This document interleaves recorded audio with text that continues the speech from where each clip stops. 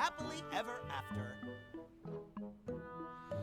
Come back again Anyway. sometime, yeah? So Mario redefined Mario platforms. Mario Wonder did. But that's not necessarily like redefining gaming. Um, oh, there's new badges for sale.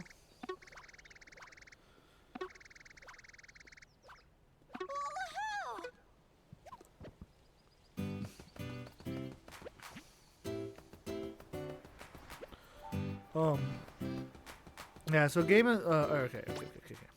Let me focus. To be game of the year, you have to either be the best of the world. You have to either be the best, right? Which means that you were the most popular, or you have to be feel like you redefine gaming somehow. Mario Like Wonder. Baldur's Gate. Say what? Like Like Baldur's Gate. Baldur's Gate. Yeah, Baldur's Gate kind of got a pass because um, they basically just took a fantasy world and applied D&D elements. It made it feel like a very D&D style game, which was genius. Like, it feels like they redefined gaming. Tears of the Kingdom, while behind the scenes technically redefined gaming, didn't feel like it redefined gaming because it felt like glorified DLC of Breath of the Wild. Um, it was like the same world, but not. Mario Wonder didn't redefine gaming for Mario platformers. It didn't redefine gaming as a whole. Spider-Man 2 was just an action RPG with a grandiose story, but that's not like redefining. What other games were on there? Actually didn't watch the I know. gaming ones. I know someone. I know someone that was really mad that Spider-Man didn't get a single award. It was nominated for 8 awards and it didn't win any of them. That's rough. Um. Final Fantasy 16. I think that won Best Music. That didn't feel like it redefined gaming. It was just a action RPG hack and slash with Final Fantasy coat of paint on it.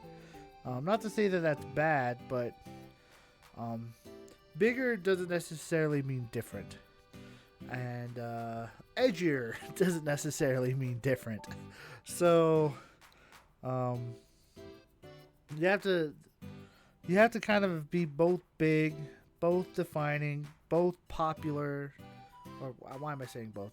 To be game of the year, right? You have to have, you have to either redefine gaming by introducing such new and amazing concepts that people can't either replicate it or they replicate it into every game somehow.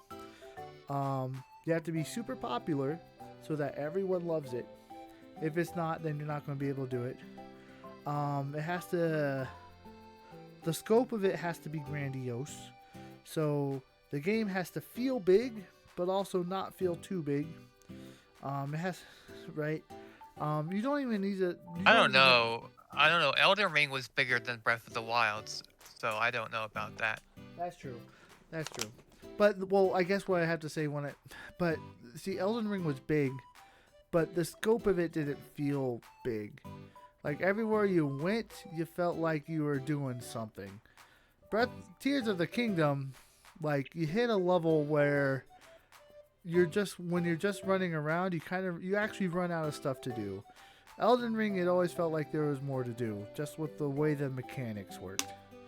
Or at least I say this, but to be fair, I never finished it. That's what I imagine it would be like, though. Just with the way the leveling system is, just with the way the mechanics play out, the way you can play different play styles and come out completely different depending. Like the amount of builds that you can create depending on how you want to create them. There's just so much you can do in Elden Ring that that creates a pseudo feeling of um, progression, even when you've already done everything. Problem with Breath of the Wild and Tears of the Kingdom is that once you do everything and once you figure out all the mechanics, there's nothing left to do. So, basically, the only thing left that kept Tears of the Kingdom going is once you find everything, the people had a grandiose time trying to come up with builds and mechanics. So there's a sandbox element to it. But the adventure eventually wears out. The story is not lacking. The story eventually ends, and eventually the battle system becomes, repetitive. So, what else was I thinking? Wow, this game of Super Mario Wonder, the impromptu-ness of turned into what makes a game of the year. Mario Wonder was not game of the year. Yeah, I'm glad it got nominated, but I definitely saw that it wasn't. It's a good game. It's a fun game.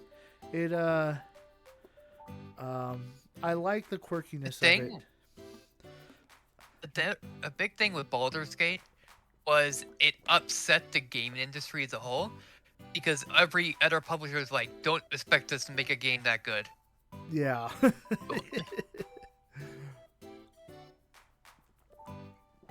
Yeah. And I do feel a little sad for Tears of the Kingdom, because Tears of the Kingdom is actually a fantastic game. It's only marred by the fact that it feels too close to Breath of the Wild. Like, if Tears of the Kingdom came out instead of Breath of the Wild, it would have been probably the best game for years. But sadly, remember, can you believe this? It took me almost an entire year to beat both games back to back, just because of what happened when I took that hiatus and how long it took me to finish it. Ugh. But yeah, the crazy stuff. So, Super Mario Wonder. Let's get back on track. Super Mario Wonder. Good game. 8 out of 10. Not enough wonder. Like, the wonder was great, but they needed more of it. Like, I wanted... The last level was what I wanted every level to be like. Hey! Yes, Arclight. Yes, Arclight. What is it? What would you like to say?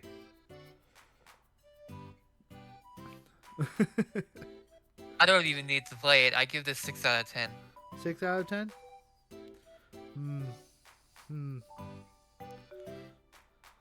To me, it just seems like, okay, the same Mario 2D stuff just thrown together.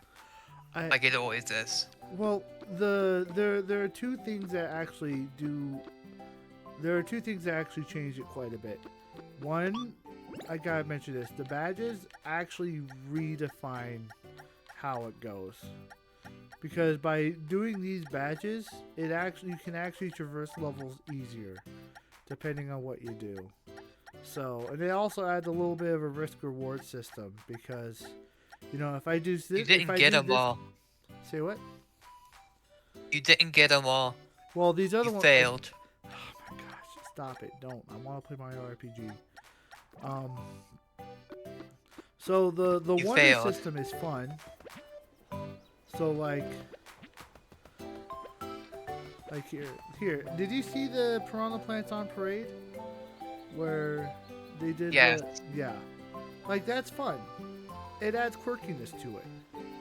The thing is that I wish that they did that quirkiness throughout through whole levels, rather than you having to find it and then just having a little brief moment of quirkiness. It wasn't enough of that. And if they did that, it would have felt like a new Mario game. and it would have completely changed the dynamic of it. And then also the badge system, like I was mentioning, these actually change it. So like parachute cap, where you can glide. This one I use a lot, where you get a second jump. This one that actually lets you speed swim through water is pretty good. Timed high jump, which is pretty powerful. I did this one, floating high jump. The run one, I never did this one that often, but this one was pretty powerful. Like there were some good ones, and they changed the feel of the game. So, yeah. So it is different than a Mario game, but they don't implement enough to make it feel like it's different, which is a shame. Because all they had to do was just double down. Oh, is there a oh, Jet Run 2? I didn't get any of them. Oh yeah, this level was actually pretty hard. That's why. It took me a while to figure out the jump system.